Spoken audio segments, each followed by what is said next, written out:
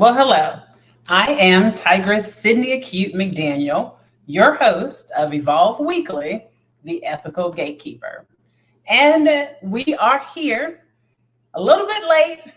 I had an urgent matter to handle. And so I thank you for your patience and understanding. And I've also noticed that a lot of you are tuning in after the fact. So hopefully it's not too much of an inconvenience for you, considering that I set the schedule.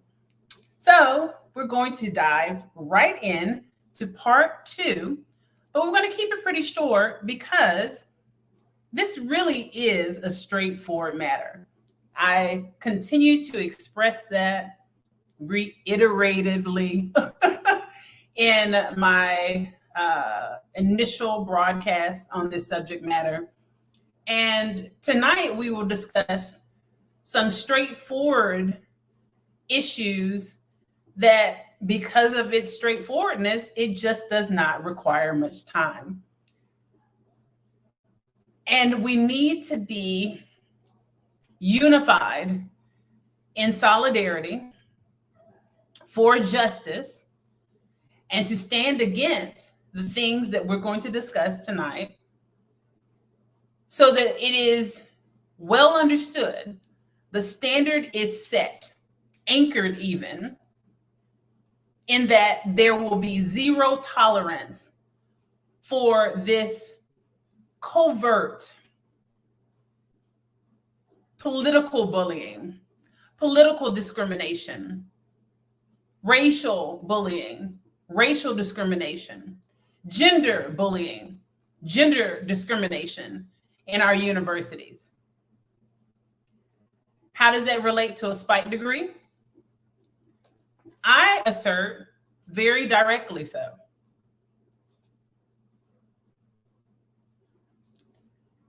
In the sense that, if you recall, I spoke about how, and I'm sorry, I'm hearing a bit of noise. I hope you're not hearing that. I'm not really sure if you can. Remember, I am definitely live. So I'm not really sure what that is, but hopefully it will subside. The spike degrees, according to the Essence article, they are called spike degrees because they are sought after, these degrees are sought after a bad breakup with a partner. And so the notion is that the woman then pursues a degree in a glow up type of, get my lip back by glowing up on you type of way. And alternatively, they get the degrees when they are experiencing economic hardship and have no other means of income, and then decide, okay, well, this is a win-win type of situation. I can go to school, get my degree, have the comeuppance, and I can also have income from, I guess, student loans or income from graduate funding, scholarships and the like, right? So, and I've expressed to you how both lanes can be very, very dangerous. Very dangerous if you pursue a degree out of spite for either of those reasons. And I use my life as an example, my matriculation through academia. If I had no true love for what I intended to pursue, and my process was a very deliberate process, and I've explained it to you all before. Those of you who are tuning in for the first time, I'll just kind of give you the rundown very quickly. I am a scientist to my core, and that is my first love, and that's where I started. I also knew that I was definitely interested in environmental law because I knew, with forethought, if you will, and that deliberation and understanding how I wanted to impact and contribute to my field of study, research, and policy surrounding environmental sustainability, I knew that I wanted to pursue law as well. So I started off applied science major, applied physical science major, and I decided to take education. So agricultural education and environmental science. That was my concentration. And swine husbandry and wetland bioremediation was my specialization. And I soon realized in my my internships, my work with the Park Service, I started as a GS4 with the National Park Service at Shenandoah National Park. And also I supported the Rangers at the National Mall as well. And I realized that in meetings and conferences that I attended, they wanted to hear about how much money is this going to cost us? Is this going to make sense for the budget that we have for whatever environmental sustainability project we have on the table? And so then I realized, okay, I'm going to need to learn the language of economics because no one was really impressed. I'll be honest with you. They were not really impressed by the scientists. Or I'll say this. It's not so much as they weren't impressed. They were more impressed by hearing from the economists and their benefit cost analysis, right? And so I then went for my master's degree in agricultural economics and rural development. And now you can see, if you're familiar with my degrees and they're on the screen there, then it makes perfect sense for my process. Now, I've always been a research scientist. I've thankfully been in the capacity anytime, that I obtained a position in my profession, I had the great privilege of serving in the capacity as the principal investigator or the lead scientist.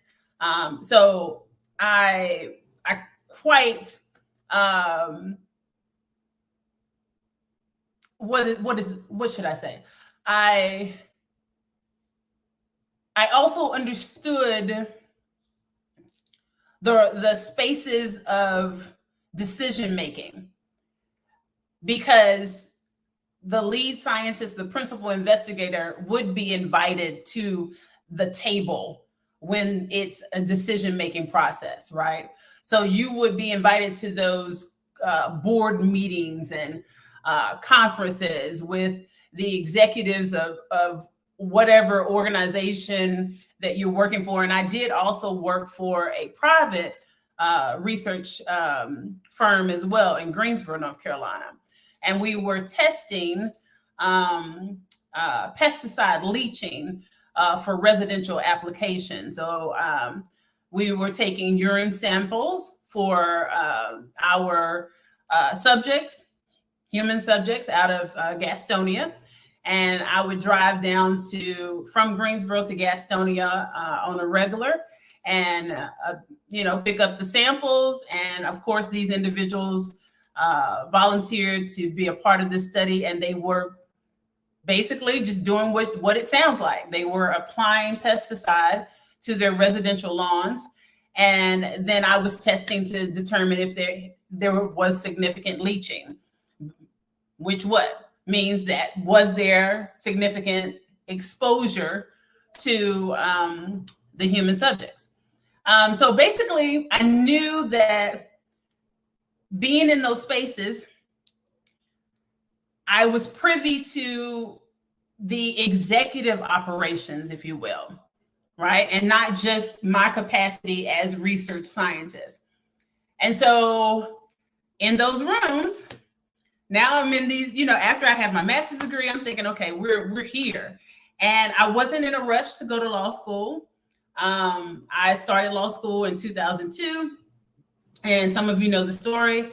I actually had to withdraw because I was in a car accident where I had to learn to walk again. My father passed away, just a number of things that happened in that year. But I started off at North Carolina Central University. And at that time, it was the #1 Black law school. It was the #1 law school for Black women. So I then get into these spaces again, this boardroom, the conferences where, what do we call them colloquially? The big wigs are sitting around the table and they're making decisions, right?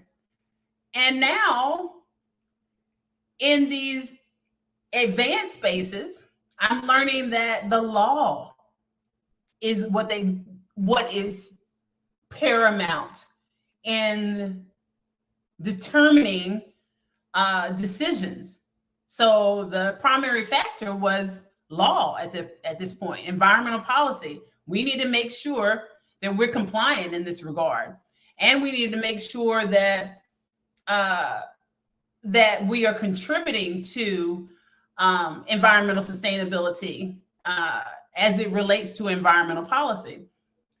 And I was just like, wow, hilarious. So now I need to learn the language of law. And I always tell people that for me, it was a matter of, I consider them languages. I know that some people, they don't immediately see the link in the interdisciplinary nature of my academia. But I, for one, as I've explained, I think that it's quite simply put and simply shown how they all definitely lend well to one another. And they have.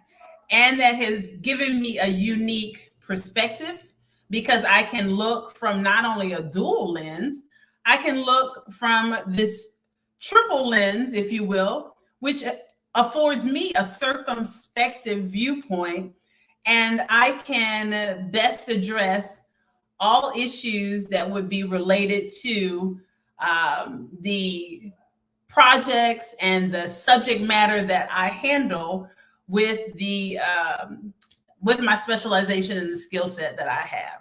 So basically, for me, it was a very deliberate process. And if I didn't love it, as I was referring to earlier, it would be very difficult to have navigated the politics. And this is how we're going to get to Miss Annette. I believe that's her name, Annette. And you can't, these academic spaces, they're no joke. They entail significant rigor, even more so than what you even imagine at times. Even as I matriculated from my bachelor's program to my master's program and then to my PhD program, there's some things that you can assume, you can even infer, but not until you get into the program. And you, again, have to navigate not only the literal components of your program, which is your coursework, right? Your course load, if you will. So how much reading will be required for, for any particular class, what task will be required of you, and the, as a function of time, how much time are you going to have in your semester to handle all the things you need to handle. And then when you get to your, because of course you've got to also write your thesis for your master's program. And in my case, I had to do it twice. Some of you know that story because it relates back to when I had to learn to walk again. I actually graduated on a walker in 2002. But my degree was not conferred until 2013 when I returned to begin my PhD program. And that alone, that's the point that I'm making, sharing that aspect of my life. all the things that you have to experience, that you necessarily experience in your personal life, aside from your life as a student, which are arguably different. They're definitely connected, but your personal life is an additional, component, if you will, to your life as a student, your life, in college, if you will. And how can you best navigate all of the things that are required, all the rigor that is required for education and intending to complete your degree in a timely manner? And of course, we're using timely manner, like comparatively. You would expect your master's program to be no more than 2 to 3 years. You would expect your PhD program to be no more than 4 to 6 years, right?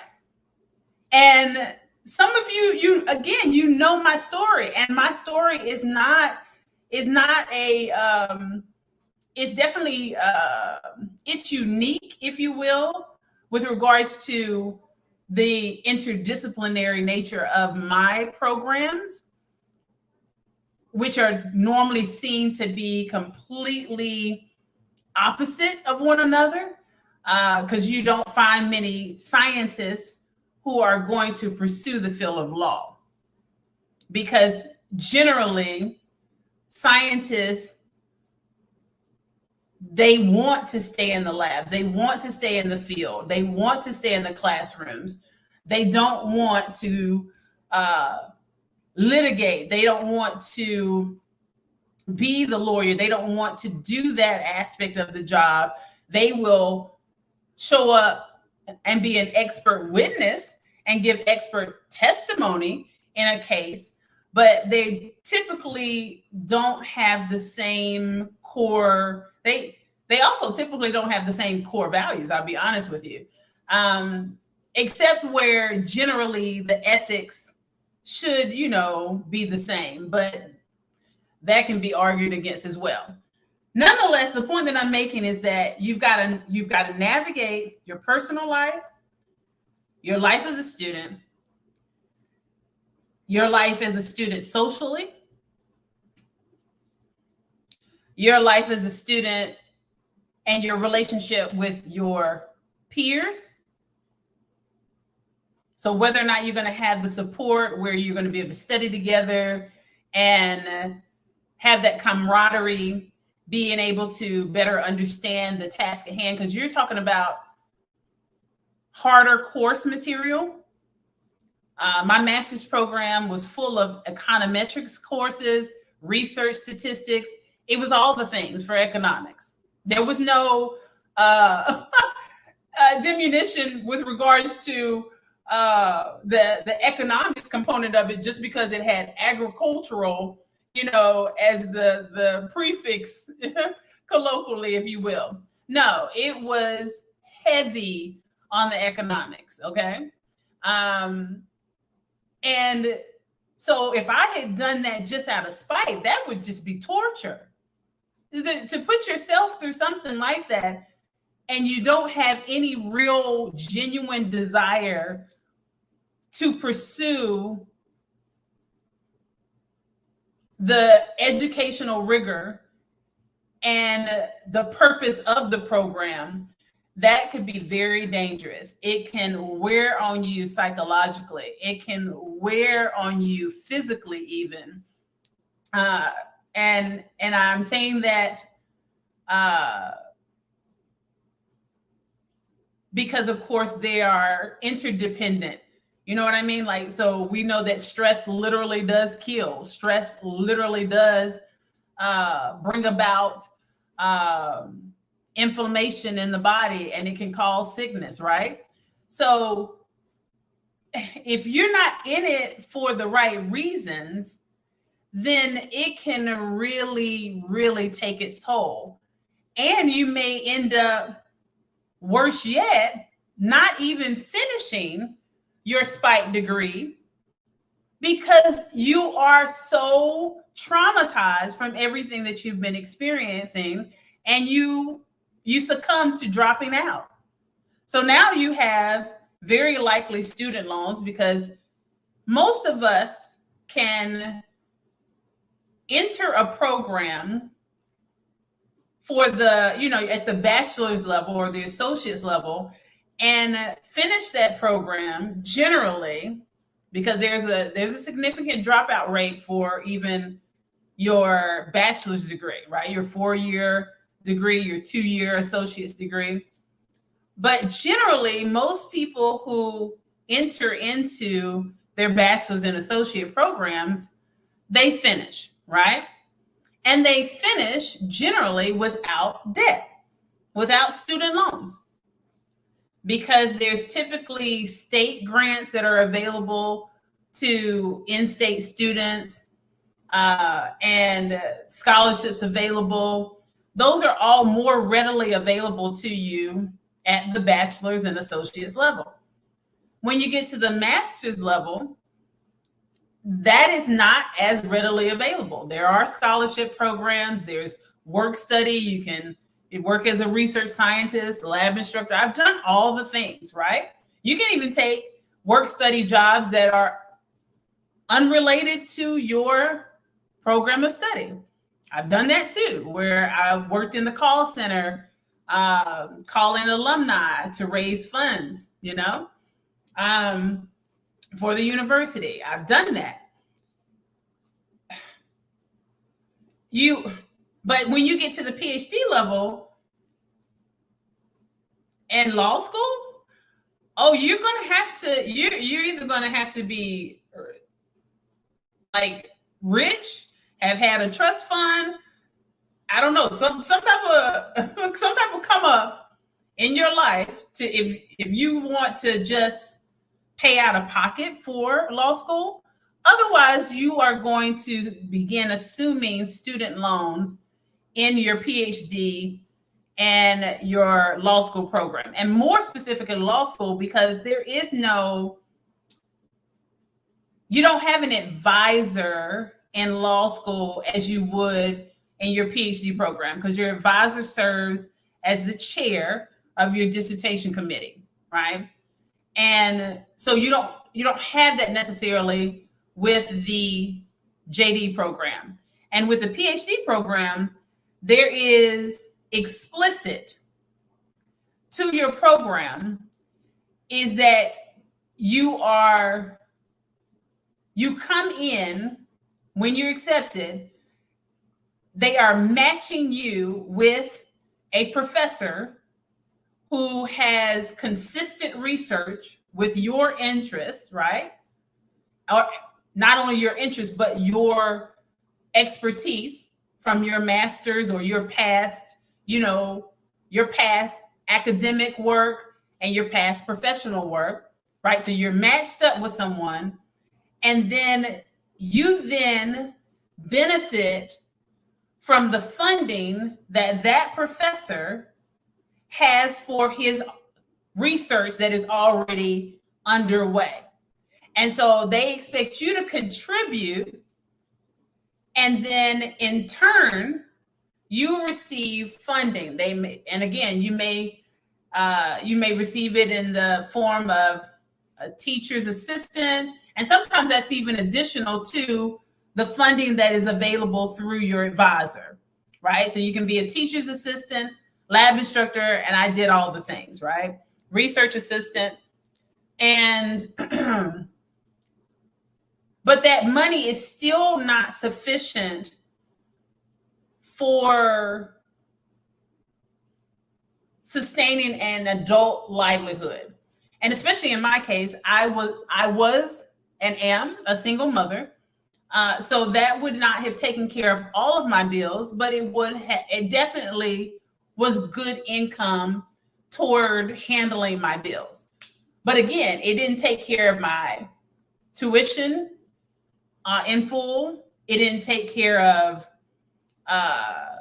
commuting expenses, gas. It didn't take care of many of the aspects of my PhD program that cost. So if you're not in it for the right reasons, you will drown.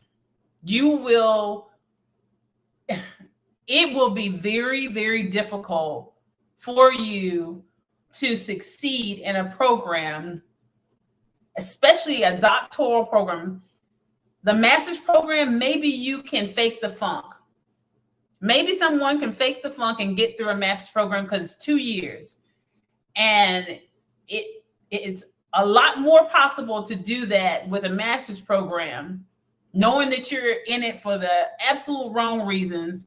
You just want income because the economy's bad and you don't have any other options. So you're like, this will work. This is a, and it's a win-win. I get a degree that I really could care less about. And then I have the money. That's the real focus.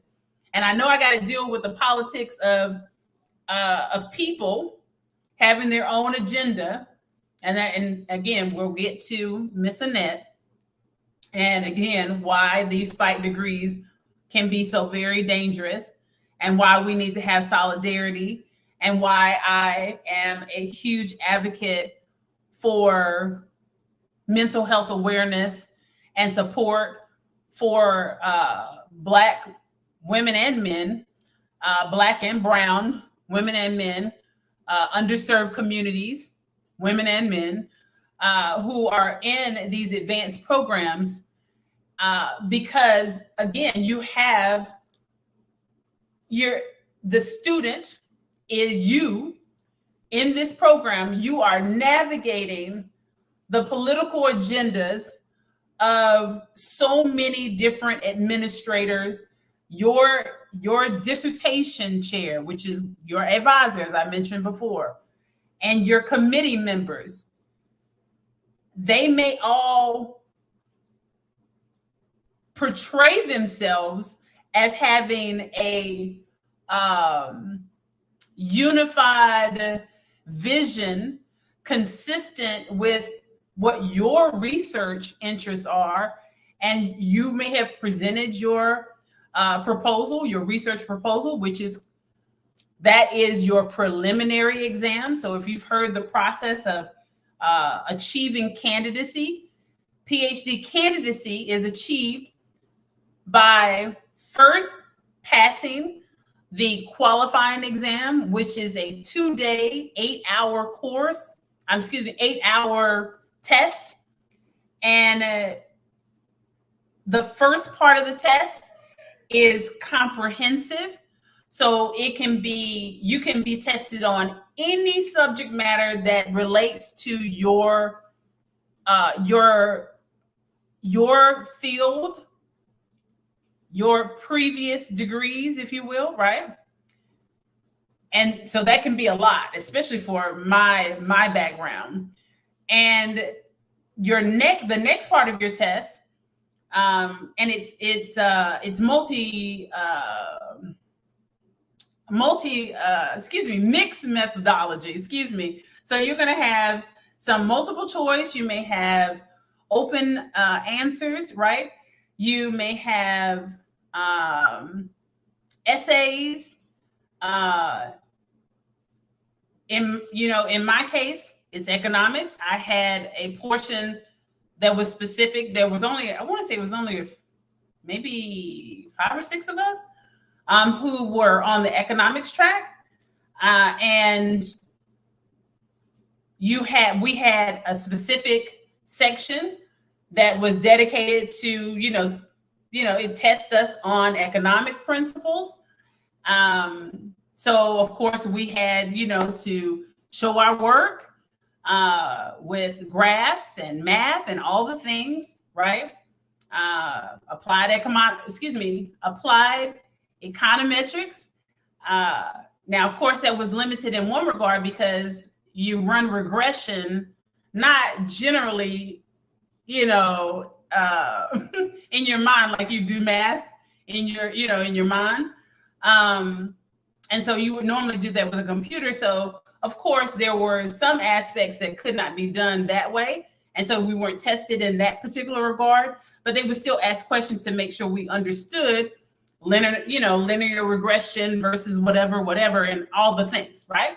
So, and then there was another part of the test, the second day, that was specific to your specialization. And for me, my specialization is what? Wetland bioremediation. So I had a ton of questions on wetland bioremediation.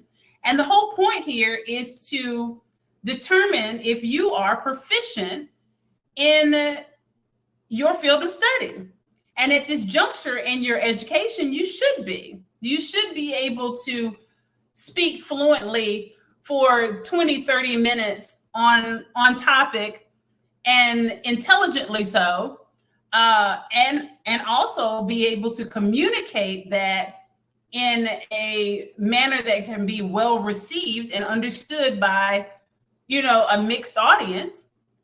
And there you have it. So again, these are not little things that you're doing in these programs. So pursuing a PhD out of spite, okay. Okay, if that's your thing, but honey, that's torture. That's complete torture, right? And so that's not even, so now that doesn't even confer you for candidacy, that which I've already discussed. So you pass your qualifying exam, right? And all the while, keep in mind, you're still having to navigate your classes. You still have coursework that you have to complete. You still have classes to attend. I think there's a myth that when you're in your PhD program, you don't have classes to attend in the same fashion. Maybe you're just kind of like independent study on a regular basis. No, that's not true. I don't know of any programs that, maybe there are, but I know of no programs that are complete independent study and you have just, all this free time where you get to get your work done at your own pace. No, that doesn't exist. I know getting work done at your own pace doesn't exist in the PhD program. It doesn't exist in many master's programs either. But there may be, I would say that I would suspect that it would be more likely in a master's program as opposed to a PhD program. PhD program, it ain't happening. I could definitely see some parts of your master's program being independent study. Okay. So again, going back to candidacy, you got to pass the qualifying exam, right?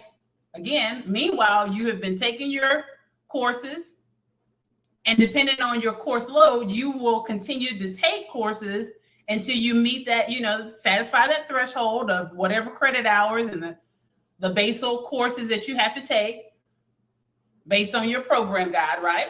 All right. So you do all that. You're still not conferred as a candidate. Then you consider your research, the research you want to undertake for your dissertation, right?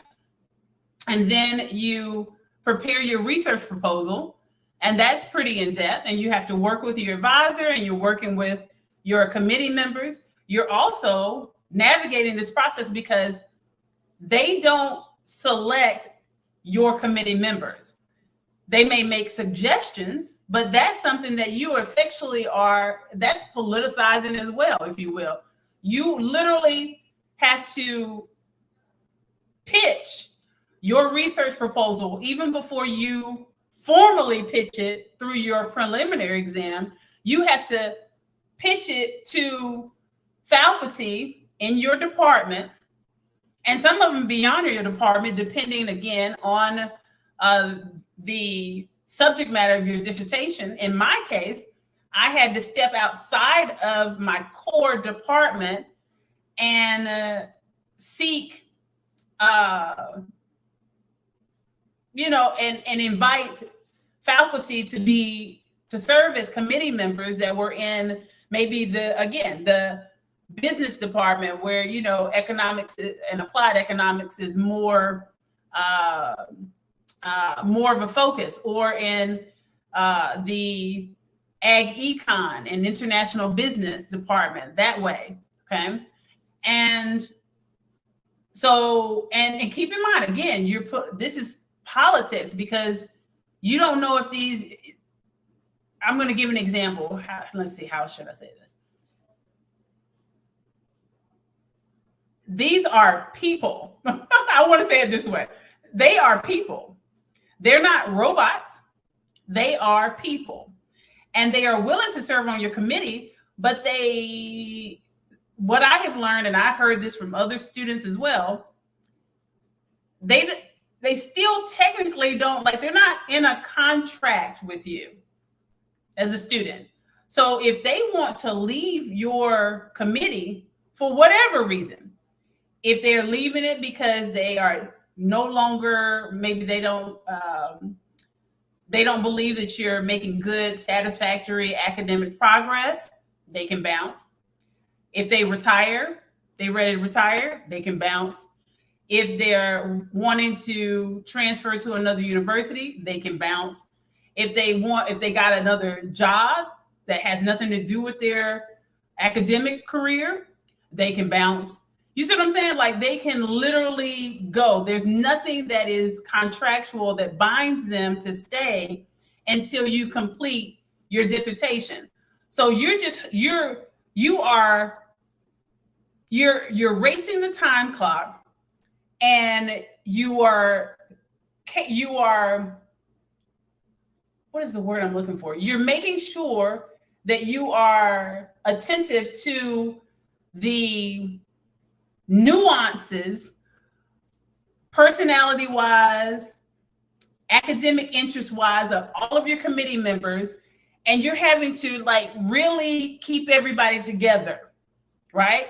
Keep everybody on the same page, keep everybody, interested, and again, racing the time clock, because you don't know what each of these individuals has in mind. You can have discussions with them, and you still won't know everything. And I'm telling you my real life experiences. So I dealt with committee members retiring. A committee member literally after a full year was like, you know what? I really don't think that I can serve, on this committee very well, because I've tried during this time, but I really don't have a full understanding of everything that you're doing. And this last email that you sent out, it is definitely basically above my pay grade. I'm not well versed in wetland bioremediation. And so I don't think that I can best, contribute to refining and maximizing the impact of your study, because I don't really know. I don't know how to question, to pose questions that will get you to that point where this dissertative research and this dissertation will be a great contribution to, the scientific community as you intend. And there you have it. And it's basically, I get an email and honey, so the email says, this is what it is. Kind regards, bye. And that's it. And you don't get to say, okay, we'll come back. No, that's it. And then they very typically have already CC'd the graduate school and your advisor. And so it's pretty much just like a unilateral decision. They out, and that's it. And you now have to find another faculty member to fill that void, if you will. And again, all the while racing the clock. You're racing the time clock on the satisfactory academic progress, which is called SAP. Some of you are familiar with that. And so basically what I'm getting at is that there are rules, governed by the United States Department of Education that say that if you need to be making reasonable progress, matriculating in a timely manner to conclude your degree, right? And so it makes sense that and they cap it out at 10 years, so, and that's like the max, that's not ideal in, in any PhD program. It's more ideal that you'll be in your program from 4 to 6 years. But they give you 10 years just in case you're having to, handle your course load part-time, because at that point, generally people are adults. They're full adults and they have all the adulting aspects of life. Very often they have children, families, partners, they're married, whatever. And so that, that definitely plays a role.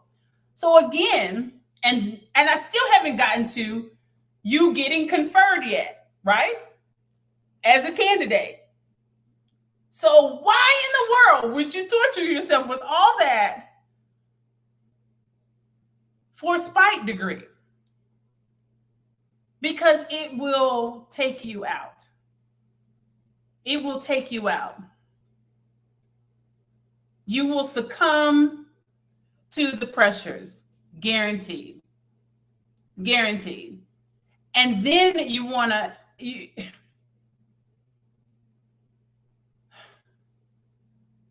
you want to really understand. I'm saying this very colloquially. You want to really understand when I say the politics are thick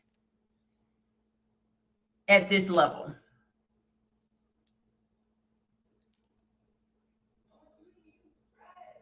You're dealing with people that are jaded. They don't want to be there. There are faculty administrators who have been abused. They've been, their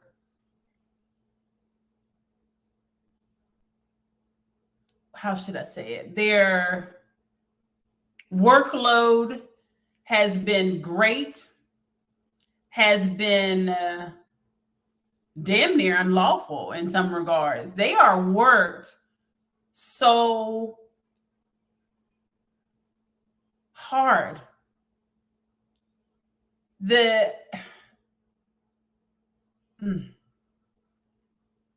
which I saw, my professors, advisors, committee members having to do, they are given 3 and 4 different roles that are grouped in with their, their scope of duties, and they're expected to do it with a smile on their face and efficiently and into perpetuity or retirement. Like, do this until you retire or you leave the university. And it's just, I can't imagine anyone doing any of this out of spite. A PhD out of spite is just, it really concerns me. It really concerns me. And then on the flip side, and so, well, let me back up. So let's go back to the candidacy. So we know that you need your preliminary, you need to pass your qualifying exam. Then you need to pass your preliminary exam. And your preliminary exam, as I stated before, is your presentation of your research proposal. So you present it to your dissertation chair, who's your advisor, and the committee members. And then they decide whether or not it is valid. Have you organized it well? Have you chosen the right methodology that will maximize the validity of your research? All the things. They're going to consider everything about your research. And then they decide, right? If you pass, then you are conferred into candidacy, right? So that's so much vetting that is going on. Again, why then would you do it out of economic plight or spite?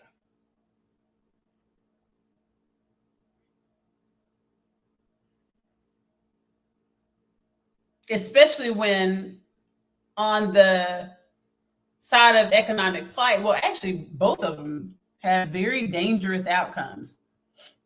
Spite, because spite is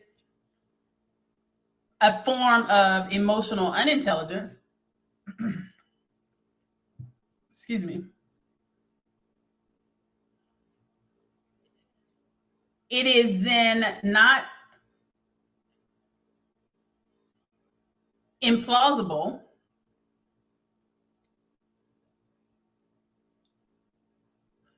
to consider the psychological impacts that someone will face, and I mean detrimentally so, if they engage a program with such rigor and such political ick, if you will. And I'm not necessarily talking about the politics, like, you know, like our electoral colleges and all that. I'm not talking about Democrat and Republican. Now, in my case, I had to deal with that too, because I was running for public office. And so that some of my committee members had an agenda.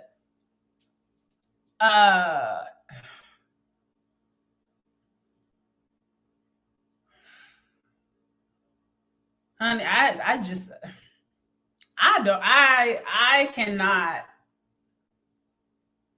see why someone would torture themselves, spite or economic plight, through a PhD program or a master's program or a Juris Doctorate program.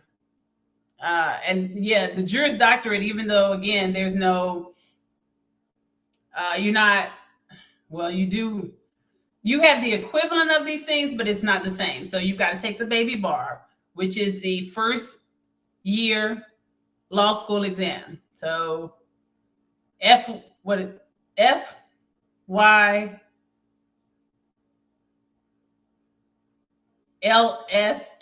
I know I got it wrong, something like that. FLSXY, something like that, whatever. Anyway, it's the first year law school exam. It's just an acronym that they use for it. And you have 3 times to sit for that in order to have your initial year of study count toward your degree. There are some programs that allow you to go all 4 years, but then you still have to law clerk and you still have to pass the bar exam. Like there are steps to this. And that vetting is appropriate to make sure you're proficient, because of course they entail a fiduciary duty. And I've explained that to you all in past broadcasts. Fiduciary duty basically just says that you have studied and practiced your core education to the extent that to the extent that your expertise can be relied upon by a layperson, right? Both ethically and literally. So how in the world then can you enter into a program like that out of spite or economic plight? So again, on the spite side, you risk your psychological health. On the economic plight side, you also risk your psychological health, but you risk also your economic health. Because if you can't finish the program, then now you are more economically in the hole. Because now you have more debt. You have the debt of your tuition. You have the debt of student loans, very likely. And if you don't finish that program that you entered into out of economic plight, you now don't have the opportunity to qualify for jobs that would bump you up in your income bracket and thereby give you economic freedom or economic elevation from your, from your state of economic plight to economic stability.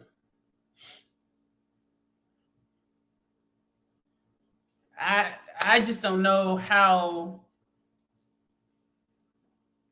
I would imagine, and this is no dig against those particular programs, but the only way I could see that would work is if you were pursuing a PhD in subject matter that doesn't entail great academic rigor. And again, I'm not. I don't want to use this as a platform to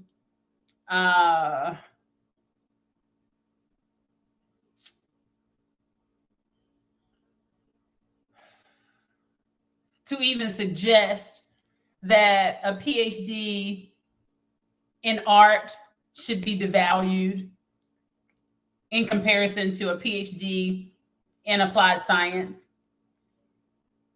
However, I will stand on business and say that the rigor in those programs, the subject matter in those programs more specifically, is very different.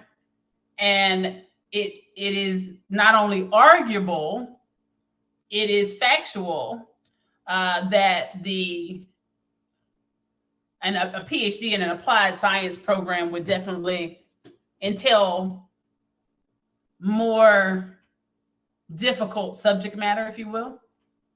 And I don't think anybody would disagree with that.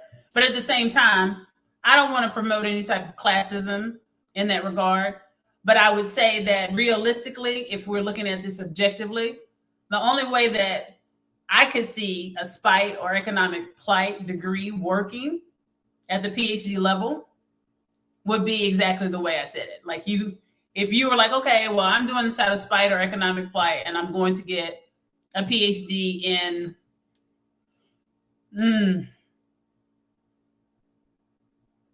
English. And again, don't come for me. Don't come for me. I know that writing can be difficult, but composing essays and different forms of literary work is not as difficult as applied science. And I believe we all agree, okay? So this is a great time to segue to Miss Annette. Let's go to this. Wait, hold on. I went to it, but you didn't see it. Give me a second. I'm gonna share my screen.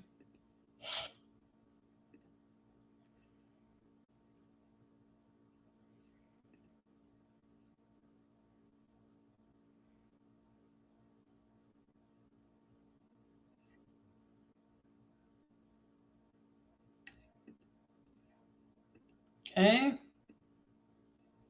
All right. And I keep saying Annette. Antoinette Candia Bailey. And I'm just going to play the video here.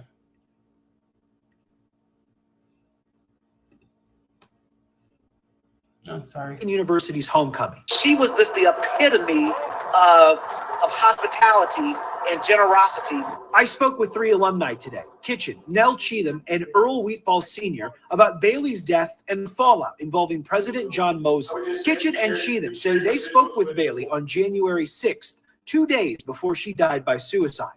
Bailey shared with them many concerns over Mosley's performance, calling him controlling and unwilling to take input. Bailey said she even asked for time off through the Family Medical Leave Act due to stress and anxiety, but didn't get it. She even reached out to the board in November about the same issues, but was told the board wouldn't intervene. I leave this situation at the feet of the curators. They should have been aware of what was going on and as long as it went on. The bullying, the harassment that she went through was just too much. Lincoln University Board President Victor Pasley says a third party will now come in and review the situation.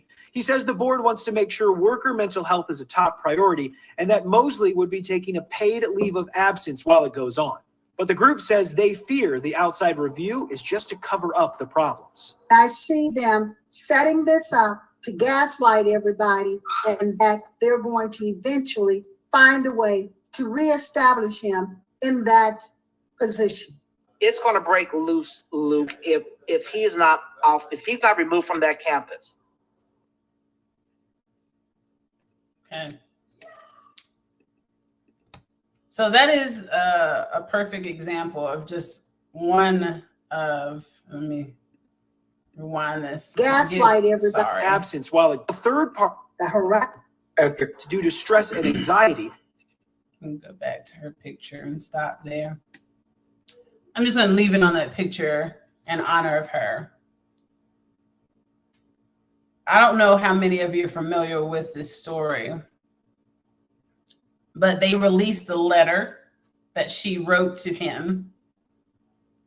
And it's very clear that she had been definitely subject to bullying, discrimination, the politics that I was talking about, the kind of internal administrative politics, not so much as, again, not the Republican Democratic politics, but the interactions amongst these administrators and how they wield their positions against each other, very oftentimes in a bullying fashion, harassing fashion, that of course results in the onset of anxiety, right, and stress, just as she expressed, which unfortunately led to her death by suicide. And she's a doctor, you see, Dr. Antoinette Candia Bailey. I hope I'm pronouncing that correctly.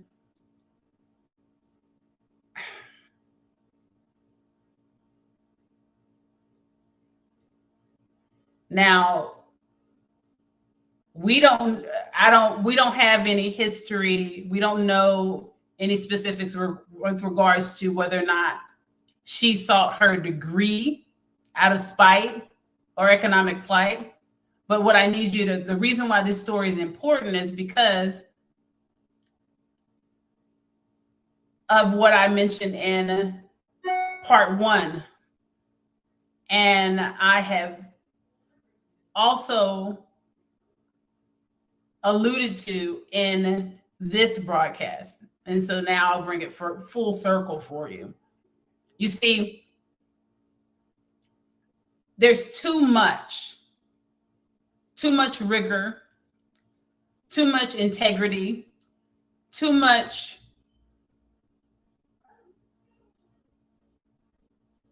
intentionality, too much impact that goes along with these degrees for anyone to just trivialize the entire process and disrespect the entire scope of academia to get a degree out of spite or economic plight. Because those of us who are doing it for the right reasons, which is to get the degree and then work in your field and contribute to your field, because that's the whole point of the PhD level academia. At that point, what is understood, because that's the whole premise of a PhD program, is research and contributing to the body of knowledge and the advancement of the field of study that you are getting your PhD in.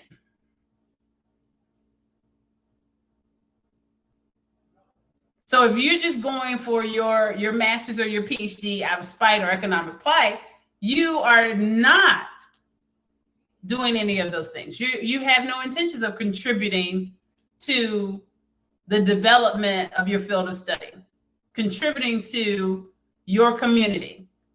In my case, the scientific community. I'm not sure what her doctorate is in. Let's see. I'm not really sure. Let's see what her doctorate's in.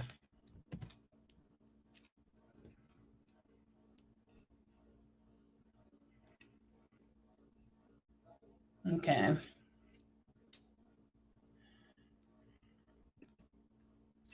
And that's the worst way to get into Wikipedia, is this way. The worst way.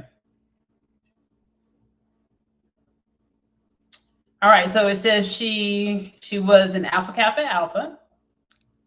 And we know that she was a Lincoln University alumni. She graduated the same year as me, 1998, with her bachelor's.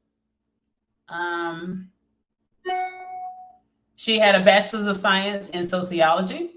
Then she earned her master's of arts in rehabilitation, counseling, disability studies. Oh my God, I wonder if, oh my God.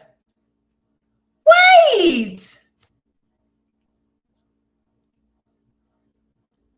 What? Hold on, y'all. Okay, so Dr. Comfort Akpala. Okay, some of you know this story. So I started my program at A&T in 2014.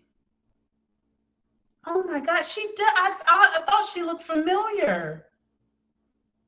Oh my God. Okay, so y'all know how my mind works. Most of you do. Some of you, this will be your first time learning this about me. But I mean, I've already expressed to you that I have the great capacity to do many things at once. I quite enjoy it. I love interdisciplinary learning. I love multimedia or mixed methodology learning. I love it. I am an expert in andragogy and pedagogy, which is adult education and child or children education, youth education. And I love it. I cannot get enough learning. I love it. I'm going to be a forever learner all day long. That being said, in 2014, I learned that North Carolina A&T State University started 2 programs. To my knowledge, those were the programs that I was most interested in. 2 PhD programs. These were their first PhD programs, okay? And wow. So in 2014, I started. It doesn't state when she started. Let's see if it says here. No. But we would have been taking classes around the same time. Dr. Fort, some of you know, I'm talking about the Chancellor Emeritus, which means he was a former chancellor for the university. He was a professor in the PhD program for leadership studies.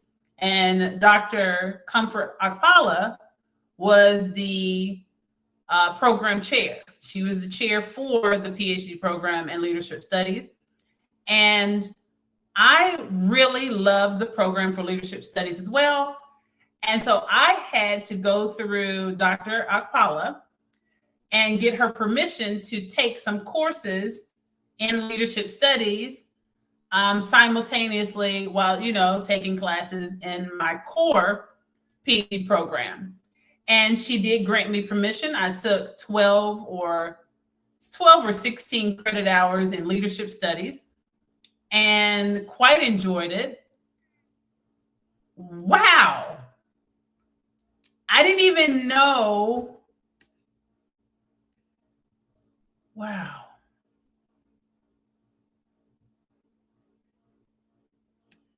Y'all give me a moment. Wow.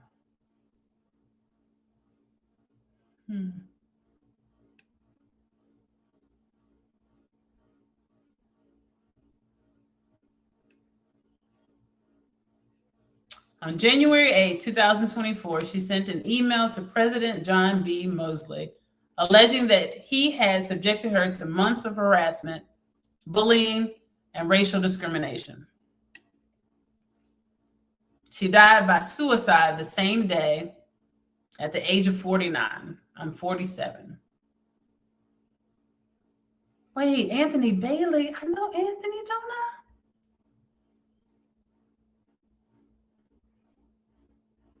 Yeah, because they're in Greensboro, North Carolina. That's where I'm from. Yo, I hadn't looked at this part.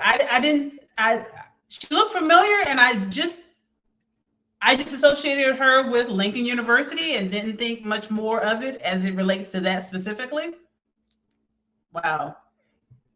Wow, so this really does hit home. Yeah, because I had actually requested to do, a dual degree. And they told me that, girl, that's too much. We're not going to let you do that because we don't want you to blame us if you are unsuccessful in such pursuit. I could have done it, but nonetheless, wow. I was still very thankful that Dr. Akpala granted me permission to take leadership studies, doctoral level leadership studies classes with that. Hold on one second. I better plug in my the MacBook is low battery. Wow. So y'all, really, honestly and truly, let me go back here. Honestly and truly, some of us, we are doing dream work.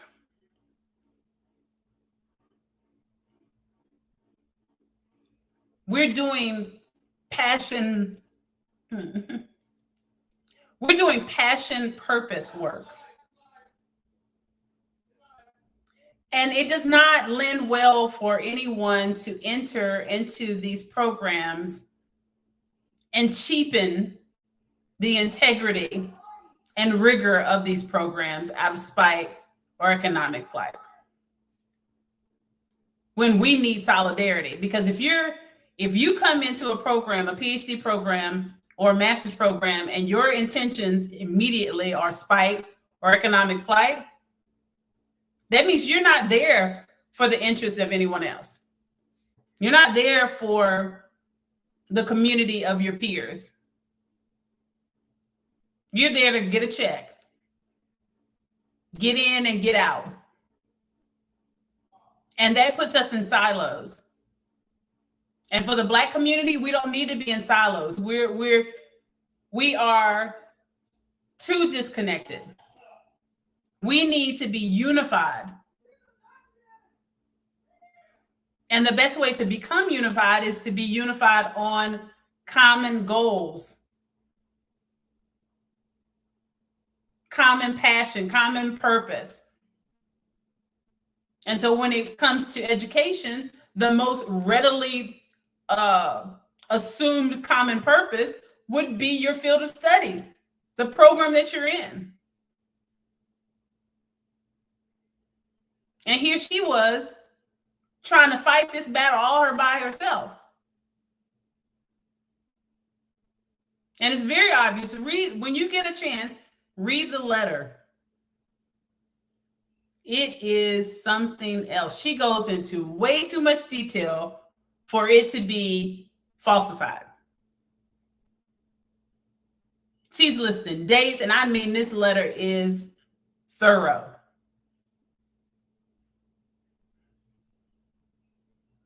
And then I'm wondering, did the other administrators, did they come to her defense? And the way the letter reads, it doesn't appear that that was the case.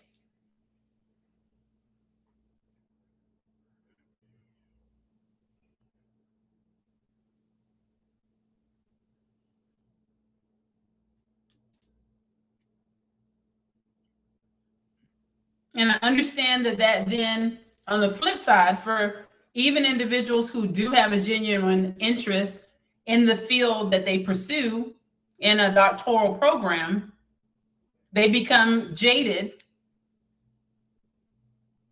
and don't want to work in their field. They have a lower valuation. They devalue advanced academia in the specific aspect of, now I've got to work in this environment with these political bullies. In her case, it was a Caucasian man, a white gatekeeper on an HBCU campus. And I've spoken out about that.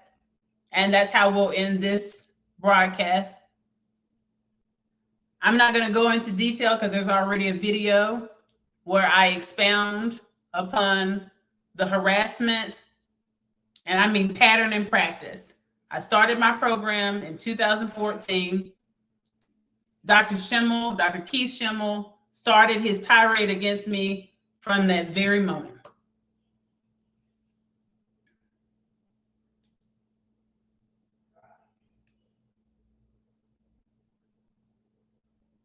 I believe he thought that if and when I got my degree, my PhD, that I would be considered by the university in replacing him as chair for that PhD program. And that's how he treated me. He treated me so despicably, so inappropriately, repetitively. I had to file administrative complaints against him just to continue my matriculation, just to get, just to continue the process.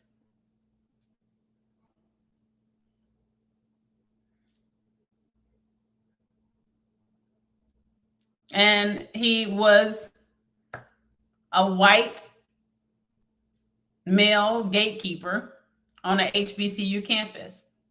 And it was very disheartening. And I cannot absolve North Carolina A&T State University in any way, because at every instance of me reporting his harassment, his discrimination, and showing proof thereof, they would always, the counterpart African American, my Black people, my supposedly, my skin folk, not kinfolk, but my skin folk at North Carolina A&T State University, where I had a long history of academic excellence.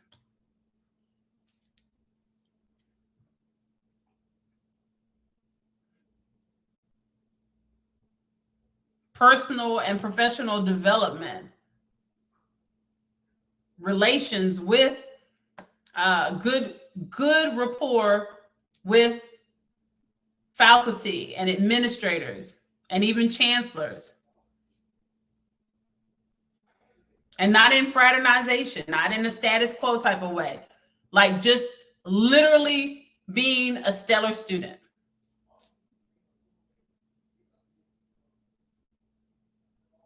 And at every instance that I reported I assert that it was criminal behavior. At every instance that I reported his behavior, his misconduct, the letters would always read something like this: "We have conducted the investigation and we have determined that there is no evidence of that which you complain about."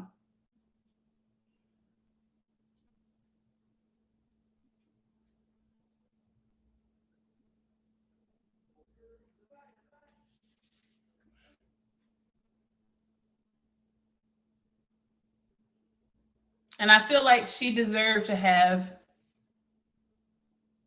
camaraderie. She deserved to have a safe space in her workplace.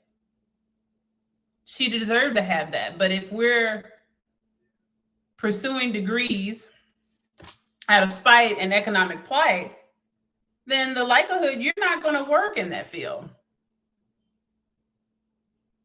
Because that was never the plan in the first place. When you talk, I mean, it's inherent to spite and economic plight. You're like, I'm done with that. It served its purpose. I'm going to do something else. And so that means there's going to be less people in her field, less support. She's going to have less peers that look like her, and thus less support, less solidarity, more stress and anxiety, feeling like she's all alone, having reported it because her letter details.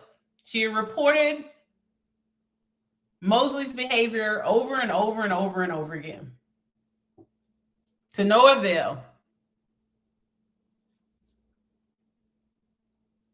But if we actually set out to pursue academia authentically, following our passion purpose, and then stay and continue to build these relationships that we should have developed with our peers, especially our skin folk in these programs. While students in the PhD program, we should have developed these relationships so that when we go out into the real world as Dr. So-and-so and Dr. So-and-so, that the solidarity continues without any pause from matriculation to doctor. No more silos. No more get it how you live it. No more YOLO.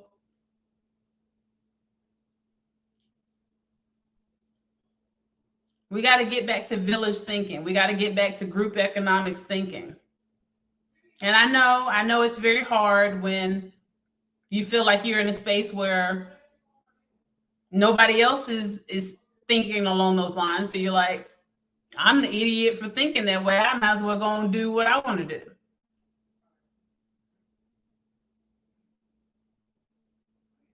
And I don't know if that's the case for the individuals that I highlighted in part one.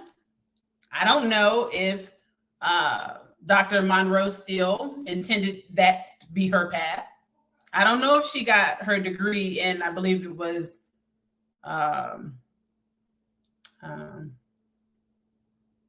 health and fitness, physical therapy, something to that effect.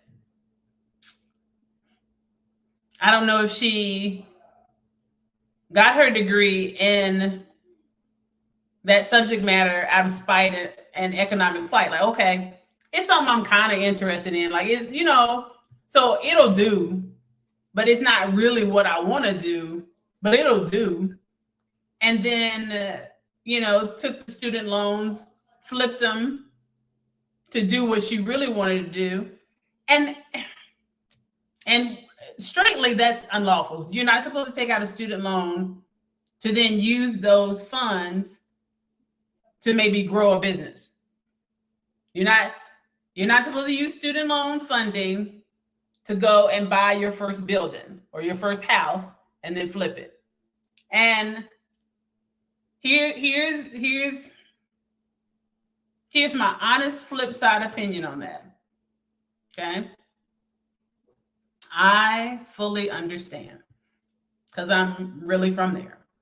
I say that all the time. I'm really from there. And what that means is I'm really from the hood. I understand the mentality of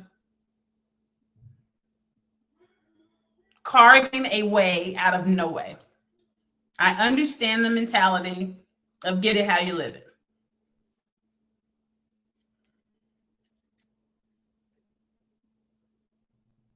But it no less makes it wrong. or let me rephrase it. And no less makes it unlawful. I understand the mindset that would feel that there's nothing wrong with it because we're, getting our lick back reparations wise. I get it. But if all the outcome is going to be is just to benefit you and only you, then you've missed the whole point in getting your lick back. Because it's for us to get our lick back together. And not so much as our lick back, but justice. Unmitigated justice for us, unified. Not in silos.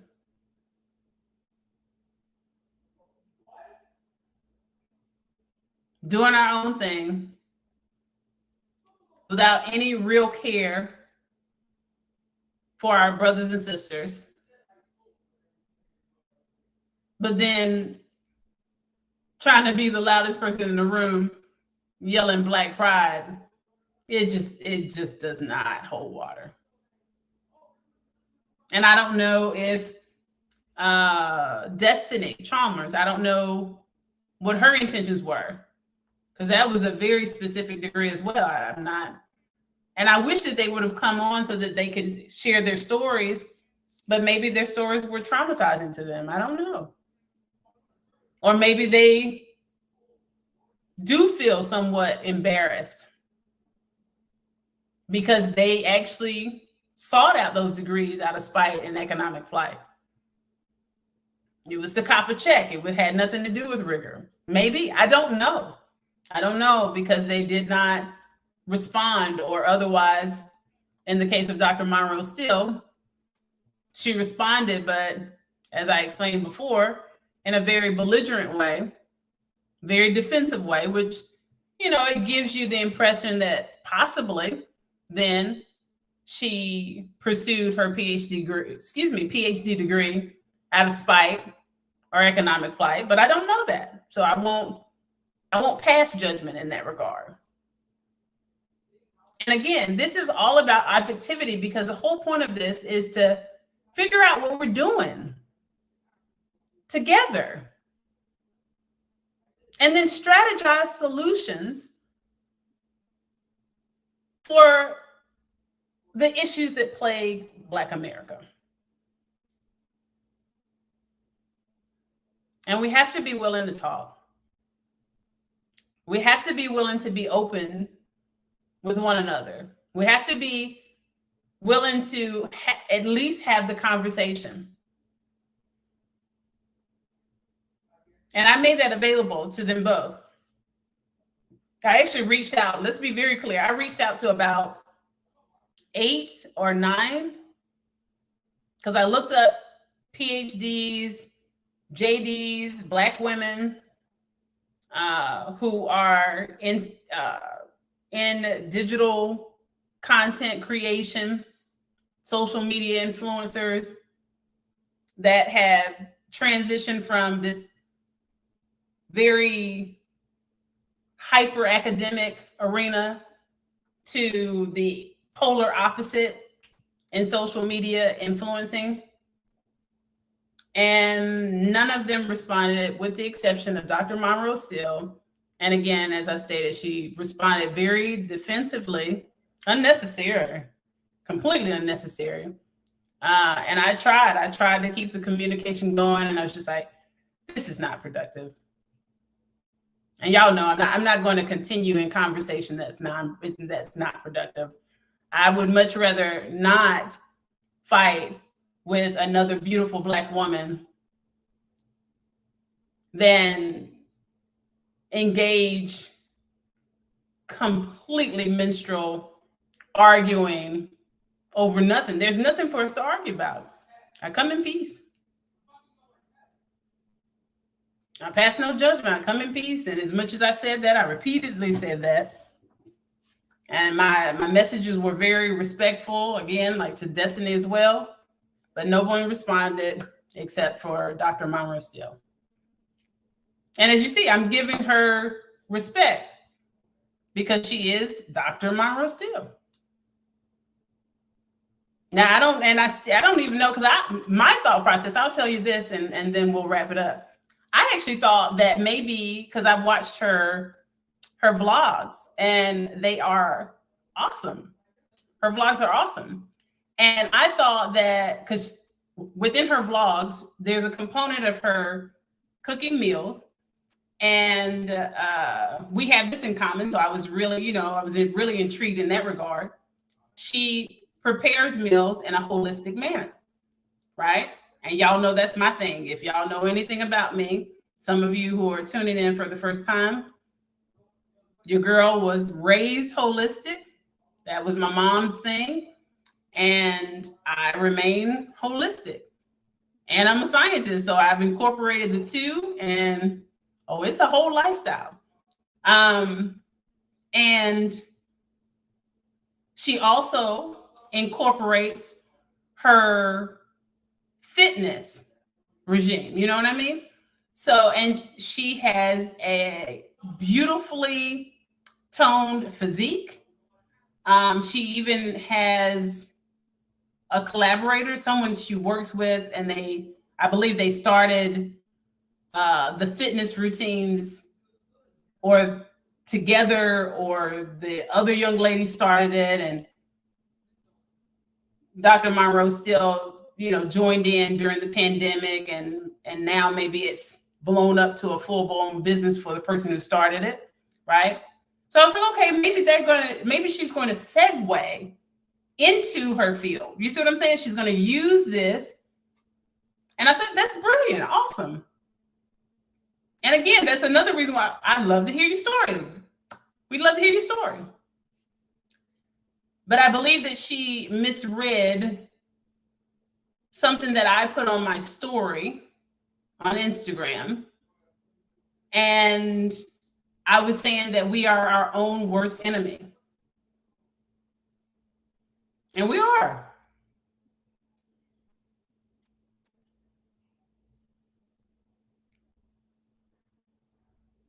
And I do also realize that they're both AKA. So Dr. Monroe Steele is an AKA, as is Dr. Antoinette Candia Bailey. And I know that, not every AKA can be the anchor and support system for every other AKA. Some of them don't even know each other around the country, of course, because there's so many, right? But and I know unfortunately, we're going to lose some of our beautiful Black women to stress and anxiety. We are. That's an unfortunate but very real outcome that we must face. We're not going to be able to save everybody. But I think that Dr. Antoinette could have been saved. I think all she needed was solidarity. Because clearly, her path, everything that she did, her work on the campuses where she obtained her degrees, returning to the university where she obtained her bachelor's degree, that's love. That's love and commitment to her passion purpose.